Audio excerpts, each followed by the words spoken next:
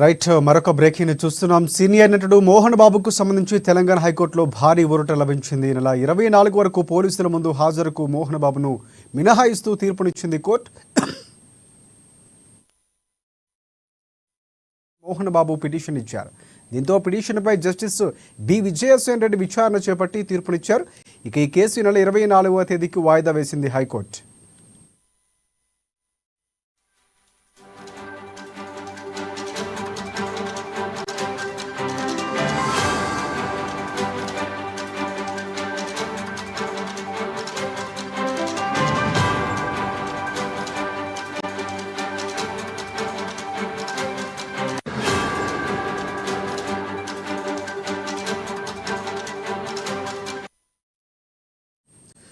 Right senior నటుడు మోహన్ బాబు తెలంగాణ హైకోర్టులో భారీ ఊరట ఆయనకు లభించింది. నెల 24 వరకు పోలీసుల ముందు హాజరుకు మోహన్ బాబును మినహాయిస్తూ తీర్పునిచ్చింది.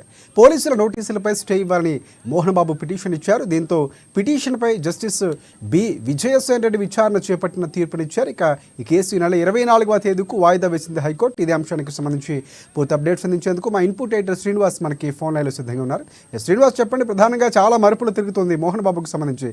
సో ఆయన హాస్పిటల్లో ఉన్నారు. ఆ దృష్ట్యా ఎలాంటి మినహాయింపులు ఇచ్చింది, ఏ కారణం దృష్ట్యా ఇచ్చింది, దీనికి సంబంధించి అప్డేట్స్ ఏంటి?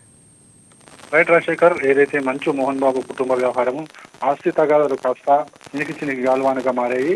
అది పోలీస్ స్టేషన్ లో మళ్ళీ మంచు మంచు మోహన్ బాబు మధ్య ఘర్షణకు దారితీసింది. ఆ తర్వాత ఇప్పుడు పోలీస్ స్టేషన్ కి నోటీసులు కూడా ఇవ్వడం జరిగింది. ఈ రోజు ఉదయం 10:30కి హాజరుతామని.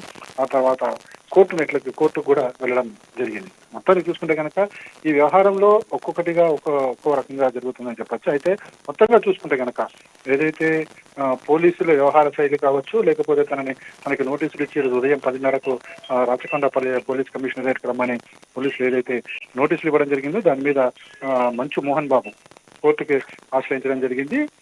దీని మీద ఆయన తరపున ఇద్దరు లాయర్ నగేష్ రెడ్డి, అదేవిధంగా మురళీమోహన్ లో మంచు మోహన్ బాబు తరపున వాదన వినిపించడం జరిగింది. ఏదైతే జరిగిన ఘటన గత 2 రోజులుగా కూడా జరుగుతున్న ఘటనలు ఏవైతున్నాయో, మోహన్ బాబు జల్పల్లి ఇంటి దగ్గర జరుగుతున్న ఘటనల విషయంలో కోర్టుకి తెలపడం జరిగింది. ఏదైతే మోహన్ బాబుకు సంబంధించి భద్రతా వైఫల్యం ఉంది, పోలీసులు ఎక్కడ కూడా భద్రత కల్పించలేదు, అదేవిధంగా తన మీద దాడికి వస్తున్నప్పుడు కూడా పోలీసులు ఎక్కడ కూడా స్పందించలేదు అని చెప్పేసి కూడా ఆయన కోర్టుకు చెప్పడం జరిగింది.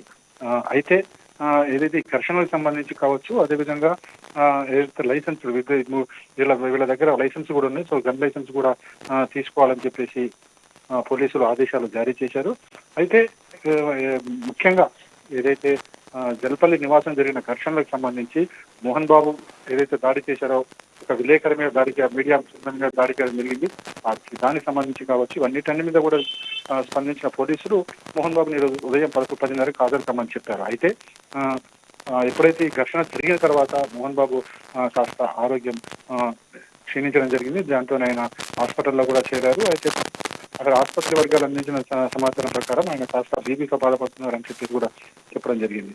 సో ఇలాంటి సమయంలో తాను పోలీసులు ఏదైతే నోటీసులు పంపించారో హాజరు కాలేనని చెప్తూనే మరోవైపు కోర్టును కూడా ఆశ్రయించడం జరిగింది. దీంతో కోర్టు మోహన్ బాబుకి 24 వరకు కూడా వెసులుబాటు కలిగించింది. పోలీసులకు కూడా అదే ఆదేశాలు ఇవ్వడం జరిగింది. 24 వరకు కూడా మోహన్ బాబుకు సంబంధించి కేసులు ఏ విధంగా కూడా కల్పించుకోవద్దని చెప్పేసి కూడా పోలీసులకు ఆదేశాలు జారీ చేయడం జరిగింది.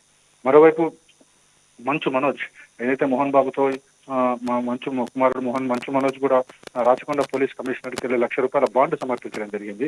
తాను ఎట్టి పరిస్థితుల్లో కూడా శాంతి భద్రతలకు విఘాతం కలిగించాలని చెప్పారు. అదేవిధంగా ఏదైతే తన తల్లి ఆసుపత్రిలో ఉందంటూ తప్పుడు సమాచారం తనకి ఇవ్వడం జరిగిందని చెప్పేసి కూడా రాచకొండ పోలీసులకు మంచు మనోజ్ చెప్పడం జరిగింది. అదేవిధంగా తాను ఏదైతే తలెత్తిన వివాదం ఏదో ఆ వివాదాన్ని తాను కూర్చుని పరిష్కరించుకునేందుకు కూడా సంసిద్ధత వ్యక్తం చేశారు.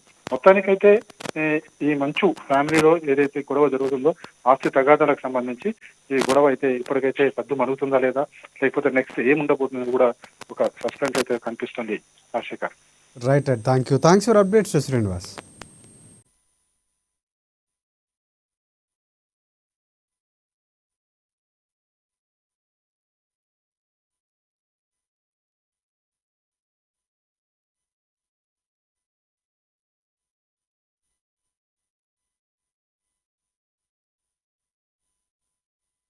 సినీ నటుడు మంచు మోహన్